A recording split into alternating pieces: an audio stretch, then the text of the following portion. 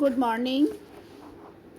मैं Pushpa Meena, government college Bandikui, assistant professor sociology. आज हम एक नए विषय को लेकर चर्चा करेंगे जिसका नाम है आनंदम। राजस्थान सरकार द्वारा नई शिक्षा नीति के अंतर्गत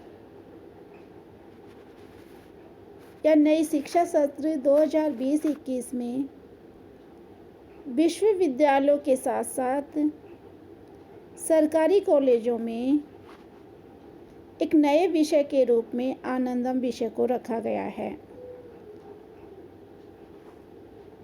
आनंदम विषय की रूपरेखा को चर्चा करने से पूर्व हमें, जैसा कि आनंदम के शब्द से पता चल रहा है, खुशी का भाव देने का आधार इसका या इस विषय का महत्वपूर्ण आधार खुशी का भाव या खुशी को दूसरों में बांटने या साझा करने का भाव इसमें महत्वपूर्ण है। इस विषय को first year, BA first year, BSc first year, BCom first year यानी प्रथम वर्ष एवं पीजी के पूर्वार्ध में अनिवार्य विषय के रूप में रखा गया है, जिसका मूल्यांकन 100 नंबर का होगा। और चूंकि ये एक प्रैक्टिकल सब्जेक्ट होगा तो महाविद्यालय स्तर पे इसके अंक दिए जाएंगे। इस सब की चर्चा हम बाद में करेंगे। पहले हम सबसे पहले बात करते हैं इसके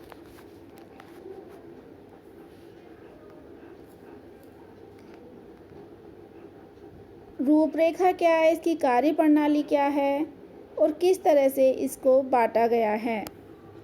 सर्वप्रथम इसके उद्देश्यों को लेकर हम चर्चा करेंगे। फिर आनंदम का सिलेबस क्या है, इसमें शुल्क कितना रखा गया है, विद्यालयों की गतिविधियां किस तरह से निर्धारित होंगी, किस तरह संपन्न की जाएंगी, महाविद्यालय स्तर पर संकाय सदस्यों द्वारा किए जाने वाले कार्यों को किस तरह से बांटा गया है, आनंदम दिवस के रूप में इस विषय को मनाया जाएगा, वह आनंदम की मूल्यांकन पद्धति क्या होगी, इसको लेकर हम विस्तृत चर्चा करेंगे। सर्वप्रथम हम इसकी बात करते हैं उद्देश्यों को लेकर। जैसा कि इसके नाम से पता चल रहा है, आनंदम विषय को रखने का मुख्य उद्देश्य युवाओं में समाज के प्रति अपना योगदान देने के लिए उन्हें सक्रिय करना है, उनमें सामुदायिक सेवा भाव पैदा करना है और गांधीवादी दृष्टिकोण को हम धरातल से जोड़ने का प्रयास कर रहे हैं, ताकि समग्र युवाओं का समग्र विकास हो सके, उनमें मानवता के गुण, संवेदनशीलता के गुण, उनमें नेतृत्व के भाव पैदा हो सकें और आगे चलकर वो सेवा के जो भाव हैं उस मोड़ को तय करने में अपना महत्वपूर्ण योगदान दे सकें। इस तरह से छात्रों को समाज में जुड़कर संवाद करने, समाज की समस्याओं को समझने और सुलझाने के लिए प्रेरित करने के लिए, छात्रों को देने और साझा करने की खुशी के प्रति संवेदनशील बनाने, छात्रों को अपनी रचनात्मक एवं संवेदनशीलता प्रकट करने के लिए एवं इस विषय के माध्यम से छात्रों के व्यक्तित्व, सामाजिक, नैतिक, शैक्षणिक और सर्वांगीण विकास के लिए ये प्रभावी साबित होगा, ऐसा इसका उद्देश्य माना गया है। इसके साथ ही छात्रों को नेतृत्व को गुणों को विकसित कर उनके कैरियर की संभावनाओं को बढ़ाने के लिए भी इस विषय को रखा गया है। जैसा कि इस विषय का नाम ही आनंदम है, यानी खुशी का भाव, देने की खुशी, यानी जॉय ऑफ गिविंग, इस उद्देश्य का इस विषय का महत्वपूर्ण उद्देश्य है। यानी खुशी कुछ बनी बनाई नहीं होती, ये व्यक्ति के अपने कार्यों से जो खुशी हमें मिलती है, जो हम कार्य करते हैं समाज के प्रति, किसी व्यक्ति विशेष के प्रति, तो उससे जो हमें खुशी होती है, उसी खुशी को साझा करने के लिए एक ये विषय के रूप में रखा गया है। जैसा कि हम चंदन को जब भगवान के लगाया जाता है तो चंदन उंगली के माध्यम से लगाया जाता है, या किंतु उससे उंगली की महक, उस चंदन की जो महक है वो सारी उंगलियों में भी आती है और हमारे आसपास के परिवेश को भी महक आनंदित कर देती है।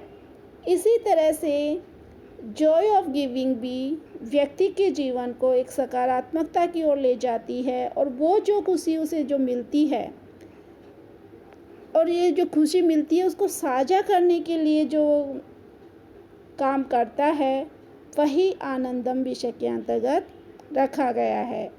और इस विषय का मुख्य उद्देश्य यह भी है कि जो युवा आज हमारे समाज का प्रतिनिधित्व करने के लिए तैयार हो रहे हैं, यानी आज हम उनको जैसा तैयार करेंगे, कल वैसा ही समाज हमें दिखाई देगा। तो नेतृत्व का भाव, परानुभूति का भाव, संवेदनशीलता के गुणों को विकास करने के लिए युवाओं को हम इस तरह से तैयार करें, क्योंकि कल के लिए सबसे अच्छी तैयारी आज से ही करनी पड़ेगी। और इसी उद्देश्य को लेकर आनंदम विषय को रखा गया है। अब आनंदम विषय को, सिलेबस को 2 स्तरों पे बांटा गया है। एक तो छात्र द्वारा व्यक्तिगत स्तर पर, और दूसरा है सामूहिक स्तर पर किए गए कार्यों के आधार पे।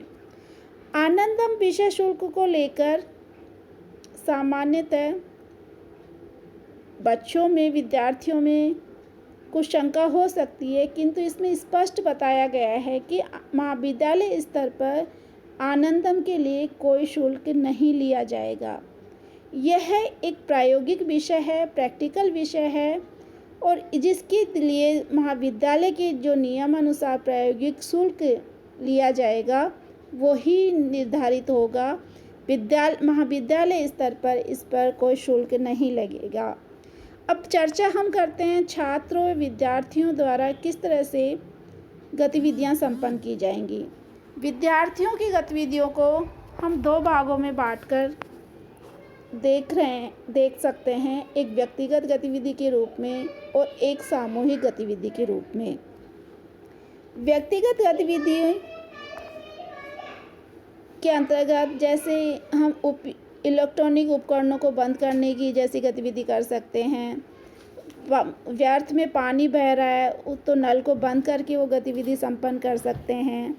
इसके साथ ही अनेक कार्य हैं जो हम व्यक्तिगत स्तर पे कर सकते हैं, जैसे सार्वजनिक स्थानों पर प्लास्टिक कचरे को जलाने को हतोत्साहित करके या लोगों को इस के बारे में जानकारी देकर, वृद्धजनों, कमज़ोर है कोई, महिलाओं की मदद कर, जैसे रोड क्रॉस करने में वृद्धजनों की सहायता की जा सकती है। कोई व्यक्ति लंगड़ा है, अंधा है, उसकी सहायता की जा सकती है। महिलाओं की मदद की जा सकती है। जानवरों पर जो क्रूरता होती है उसको रोका जा सकता है। कागज़ों का दुरुपयोग रोका जा सकता है कि कागज़ को दोनों तरफ से हम उसका उपयोग करें। अनावश्यक कागज़ों को रफ बनाकर ना फेंकें। ज़रूरतमंद, बीमार, वृद्धजनों की सहायता करके भी हम व्यक्तिगत रूप से खुशी हासिल कर सकते हैं। ऐसे ही महिलाओं का सम्मान करके, बालिकाओं का सम्मान करके, पौधे लगाना, पौधे सींचने जैसी गतिविधियों के द्वारा भी हम खुशी प्राप्त कर सकते हैं। ज़रूरतमंद व्यक्तियों को भोजन, पानी, दवा उपलब्ध करवा के, जैसे कि कोविड-19 में इस तरह की गतिविधियां की गई थी लोगों के द्वारा, व्यक्तिगत स्तर पे भी की गई थी और सामूहिक स्तर पे भी इस तरह की गतिविधियां की गई थी। ऐसे ही सार्वजनिक स्थानों पर कचरे को फैलाने से रोकना, गरीबों से विनम्रता से बात करना, किसी के खोए हुए सामान, पर्स, वॉलेट आदि को वापस लौटाना, या कहीं तेज़ ध्वनि पर संगीत बज रहा हो तो उसको रोकना ताकि लोगों को किसी प्रकार की परेशानी ना हो। इसी तरह से हम सामूहिक गतिविधियों की भी चर्चा कर सकते हैं। बिजली और पानी के संरक्षण हेतु चयनित क्षेत्रों में विभिन्न प्रकार के अभियान चलाकर इस तरह का कार्य कर सकते हैं। कचरा निस्तारण के बारे में भी लोगों को प्रशिक्षित किया जा सकता है। इसी तरह वृक्षारोपण जैसे कार्यक्रमों को बढ़ावा देना, स्थानीय विरासत वाली स्थलों व पर्यटन स्थलों पर कचरा वगैरह ना फैलाना, या अस्पतालों के साथ समन्वय स्थापित करके जहां शिविर आयोजित किए जा रहे हैं वहां लोगों की सहायता करना, नशा मुक्ति अभियान चलाकर लोगों में नशे के दुष्परिणामों के बारे में बताना। इसी तरह से किशोर जेलों, नारी शाला में व्यावसायिक प्रशिक्षण जैसी सुविधाएं उपलब्ध करा के भी हम सामूहिक गतिविधियों को संपन्न कर सकते हैं। सामूहिक गतिविधियों के अंतर्गत छोटे पैमाने पर जैसे लोन के लिए सहकारी समितियों का गठन किया जा सकता है। महिलाओं, बच्चों, वृद्धों के उत्पीड़न की निगरानी व उसके समाधान को प्रस्तुत किया जा सकता है। ऐसे ही जो स्थानीय स्तर पर बुनाई, रंगाई, मारना, लोकगीत, यानी स्थानीय स्तर पे जो कला का विकास हो रहा है उनका प्रसार करके भी हम इस तरह की सामूहिक गतिविधियां कर सकते हैं। सामूहिक योग के द्वारा लोगों में स्वास्थ्य के प्रति जागरूकता पैदा की जा सकती है। ऐसे ही परंपरागत जल संसाधन संरक्षण विधियों जैसे बावड़ियाँ, कुओं आदि का जीर्णोद्धार करके जल के प्रति चेतना का जल संरक्षण के प्रति भी सामूहिक प्रयास किया जा सकता है। वर्षा जल या सौर ऊर्जा संचयन के लिए भी लोगों को प्रेरित किया जा सकता है और उनको तकनीकी जानकारियाँ देकर इस कार्य के लिए हम उनको प्रेरित कर सकते हैं। जैसा कि इस पिक्चर में बताया गया है कि किस तरह से हम वृद्धजनों की, असहाय लोगों की सहायता कर सकते हैं, उनका विभिन्न जानकारी आप उन तक पहुंचा सकते हैं, किस तरह से वृद्धजनों की सहायता की जा सकती है। और ये सारे कार्य हमने कोविड-19 के दौरान, लॉकडाउन के दौरान किए भी हैं और देखे भी हैं। अब इसकी बात करते हैं कि महाविद्यालय स्तर पर संकाय सदस्यों के द्वारा किस तरह की गतिविधियां की जाएंगी। तो इसमें सबसे पहले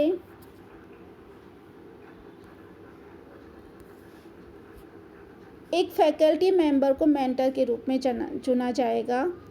वह उन विद्यार्थियों का एक व्हाट्सएप ग्रुप बनाएगा या विद्यार्थियों का ग्रुप बनाएगा। जैसे ऑनलाइन जब क्लासेस चल रही हैं तो व्हाट्सएप ग्रुप के माध्यम से इसकी गतिविधियों को बताया जाएगा। प्रोजेक्ट या परियोजना तैयार करने के लिए छात्रों के लिए एक रूपरेखा बनाने का कार्य भी किया जाएगा। इसमें एक इस प्रोजेक्ट को की निगरानी के लिए एक नोडल ऑफिसर रखा जाएगा जो कॉलेज स्तर पर या महाविद्यालय स्तर पर ही होगा। अब इस आनंदम विषय में आनंदम दिवस को भी रखा गया है। आनंदम दिवस हर महीने के अंतिम सप्ताह में मनाया जाएगा। इस दिन सभी छात्र समूह अपनी परियोजनाओं की प्रगति पोस्टर इत्यादि के माध्यम से प्रदर्शित करेंगे और देने की खुशी के अपने अनुभवों को साझा करने का काम करेंगे। अब हम चर्चा करते हैं इसके मूल्यांकन विधि या मापदंड किस तरह से रखा जाएगा अंकों का। उसको लेकर हम दो पद्धतियां विश्वविद्यालय महाविद्यालय स्तर पर देखते हैं। सेमेस्टर पद्धति सिस्टम होता है, एक वार्षिक पद्धति के रूप में अंकन किया जाएगा। सेमेस्टर पद्धति में अंकों का निर्धारण 50 यानी टोटल 50 अंक रखे गए हैं और वार्षिक पद्धति में 100 अंकों को रखा गया है। इसको भी 4 भागों में इन अंकों को बांटा गया है। मेंटर के द्वारा जो उसका मूल्यांकन किया जाएगा वो दैनिक डायरी के आधार पर किया जाएगा, जो सेमेस्टर पद्धति में 5 अंक की होगी और वार्षिक पद्धति में 10 अंक की होगी। परियोजना की रूपरेखा जिस विद्यार्थी द्वारा प्रस्तुत की गई है वो 10 नंबर की होगी सेमेस्टर पद्धति में और वार्षिक पद्धति में वो 20 नंबर की होगी। आनंदम दिवस पर विद्यार्थियों की उपस्थिति भागीदारी कितनी है, वो 10 नंबर की सेमेस्टर पद्धति पे होगी और वार्षिक पद्धति में 20 नंबर की होगी। परियोजना और उसकी रिपोर्ट यानी प्रोजेक्ट रिपोर्ट सेमेस्टर पद्धति में 25 नंबर की रखी गई है और वार्षिक पद्धति में 50 नंबर की रखी गई है। इस तरह सेमेस्टर पद्धति में कुल अंक 50 होंगे और वार्षिक पद्धति में कुल अंक 100 होंगे। इसके बाद हम डायरी किस तरह से तैयार करेंगे उसको हम इस स्लाइड्स के माध्यम से देख सकते हैं कि दिनांक अंकित किया जाएगा, व्यक्ति के द्वारा विद्यार्थी के द्वारा जो कार्य किया जाएगा उसको चिन्हित किया जाएगा, दिखाया जाएगा और फिर विद्यार्थियों के हस्ताक्षर होंगे। और अंत में मेंटर के, क्योंकि डायरी मेंटर को दिखाई जाएगी इसलिए मेंटर के भी हस्ताक्षर उसमें रखे गए हैं, जिसको हम इस तरह से देख सकते हैं जो विद्यार्थियों द्वारा तैयार की जाएगी। अब बात करते हैं हम जो आनंदम परियोजना की रूपरेखा की। तो जैसा कि हमने पहले भी कहा कि आनंदम का परिचय दिया, किस तरह से इसको सरकारी और गैर सरकारी कार्यों को लक्षित करके रखा जाएगा। अंत में प्रोजेक्ट रिपोर्ट किस तरह से बनेगी उसको लेकर भी हम चर्चा कर सकते हैं, जो 50 नंबर की रखी गई है कि छात्रों द्वारा अपनाए गए प्रोजेक्ट की जो गतिविधियां हैं उसका जो वीडियो बनेगा वो 10 नंबर का होगा। और सामाजिक गतिविधियों में छात्रों का योगदान व सहभागिता कितनी है वो 10 नंबर की होगी। और समस्याओं का निस्तारण कितना किया, चुनौतीपूर्ण मसलों पर कितना कार्य किया, उसकी रचनात्मकता कितनी है, सृजनात्मकता कितनी है, उसके आधार पे उसका अंकन 30 अंक का रखा गया है। तो इस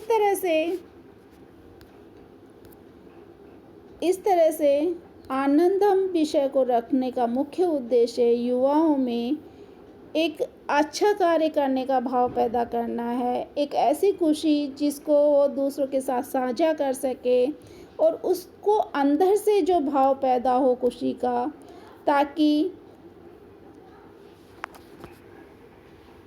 वो एक समाज के लिए सक्रिय सदस्य के रूप में सामुदायिक सेवा भाव पैदा कर सके और गांधीवादी जो दृष्टिकोण था उसको समाज में एक व्यवहारिक रूप से अपना सके।